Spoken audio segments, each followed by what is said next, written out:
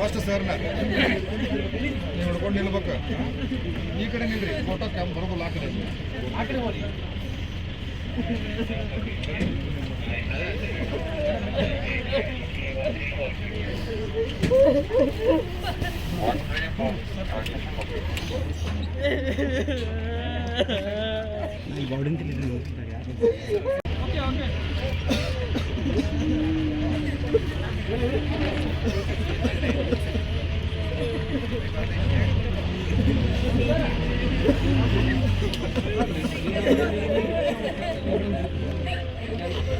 ಜನವರಿ 28ಕ್ಕೆ ಸ್ನಾನಕ್ಕೆ ಹೋಗ್ಬೇಕಂತ ಹೋಗಿದ್ವಿ. ರಶ್ ಇತ್ತು.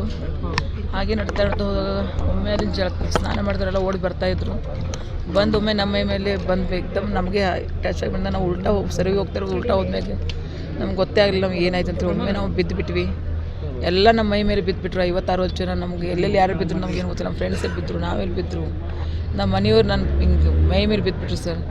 ನನ್ನ ಮನೆಯವ್ರು ಬಚಾವ್ ಅಂತ ಕೈ ಎತ್ತಿದ್ರು. ಯಾರು ಬಚಾವ್ ಮಾಡಿಲ್ಲ. ಎಲ್ಲರ ಬಳಿ ವಿಡಿಯೋ ಫೋಟೋಸ್ ಇದನ್ನ ಮಾಡಿದ್ರು. ಯಾರು ಕೈ ಕೊಟ್ಟು ನನ್ನ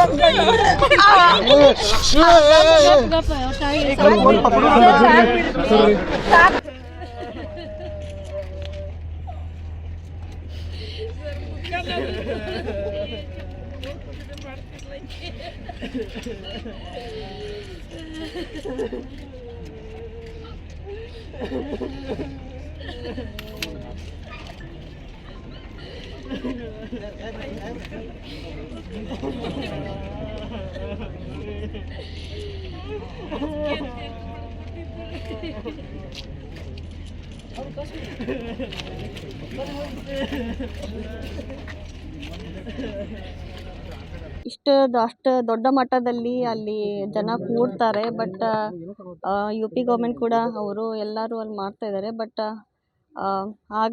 ಆಗೋಗಿದೆ. ಸೊ ನಾವು ಅವರು ಫ್ಯಾಮ್ಲೀಸ್ಗೆ ದೇವರು ನೋವನ್ನು ಭರಿಸುವಂಥ ಶಕ್ತಿ ಕೊಡಬೇಕಂತ ನಾವು ಕೇಳ್ಕೊತೀವಿ. ಅದೇ ತಂದೆಯವರು 2 ಲಕ್ಷ ಈಚ್ ಫ್ಯಾಮ್ಲಿಗೆ ಕೊಡ್ತೀನಿ ಅಂತ ಅನೌನ್ಸ್ ಮಾಡಿದ್ದಾರೆ ಪರಿಹಾರದಲ್ಲಿ.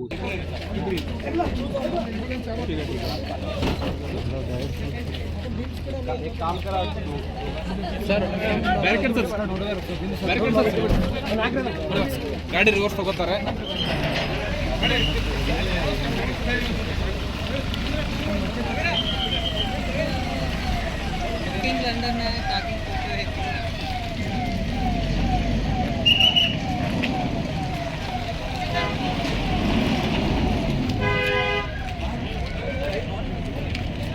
ಜಿಲ್ಲಾಡಳಿತದಿಂದ ಎಲ್ಲ ಕೋಆರ್ಡಿನೇಷನ್ ಮಾಡಿಕೊಂಡು ನಾವು 2 ದೇಹಗಳನ್ನು ಈಗ ರಿಸೀವ್ ಮಾಡಿದ್ದೀವಿ.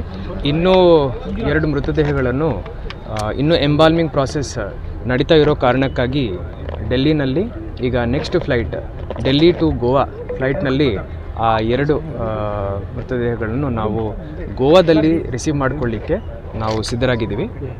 ಈಗಾಗಲೇ ನಾವು ಆ್ಯಂಬ್ಯುಲೆನ್ಸ್ನು ಹಾಗೂ 2 ಗಾಡಿಗಳನ್ನು ಗೋವಾ ವಿಮಾನ ನಿಲ್ದಾಣಕ್ಕೆ ನಾವು ಕಳಿಸಿದ್ದೀವಿ. ಗೋವಾದಿಂದ ಡೆಲ್ಲಿ ಟು ಗೋವಾ ಫ್ಲೈಟ್ 6 ಗಂಟೆಗೆ ಅಲ್ಲಿಂದ ಟೇಕ್ ಆಫ್ ಆಗಿ 8-8:30 ಗೋವಾ ಲ್ಯಾಂಡ್ ಆಗುತ್ತೆ.